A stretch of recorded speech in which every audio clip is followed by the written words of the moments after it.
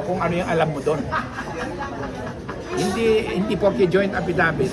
Lahat, ikaw halimbawa, yung sinabi mo, ano yon, parang lalabas na ako, parang winitness ko lang na nandudong ka sa affidavit. Pero ang talagang may person information, yung nagsalita, no?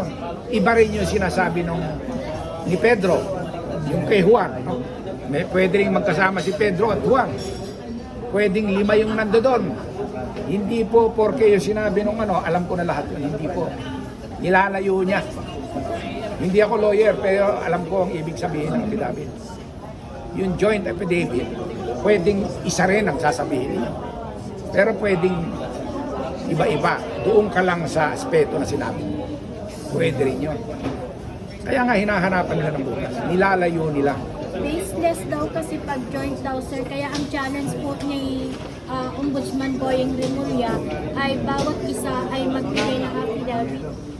Pwede naman yun. Pwede naman gawin yun. So, pero hindi niya pwedeng plano, sabihin baseless. May plano po ba si Atty. Well, Balikod na palitan? hindi ako hindi naman ako lawyer. Hindi ako doon. Si Atty. Balikod na makakaalam. Okay. Sir, Okay. last na lang po. Sir, marami na po kasi ay na yung nagsasalita na pinatahimik o tumahimik.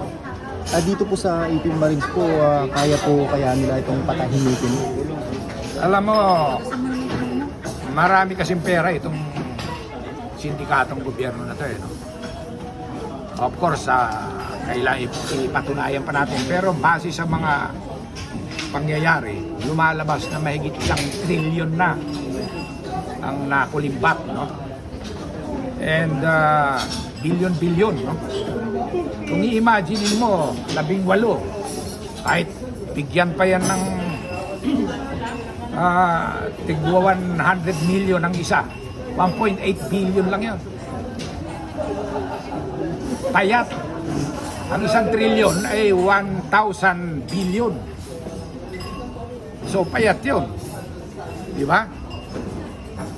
Kung magbabayad.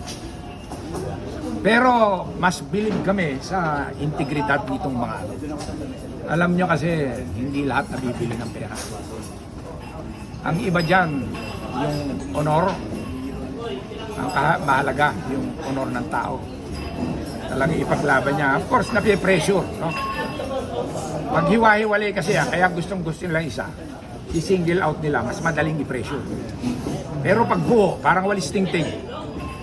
Diba? Pag walis ting-ting, nakakawalis ng marami. Subukan mong isang ting-ting lang. Hindi ka makakawalis, di ba? Ganun yan. So gusto nilang paghiwa-hiwalay, kaya pinipilit nila i-individual. Kasi yun ang style o tactics nila para mabuwag itong 18. Kinakabahan sila kasi baka dumami pa. Remember, more than 80 Marines yan. 90 nga, mahigit. So, mas paniwala pa rin kami na hindi yan mababayaran. No? Sigurado ko kombinasyonan niya ng pananakot. Kaya nga na hindi nakadating.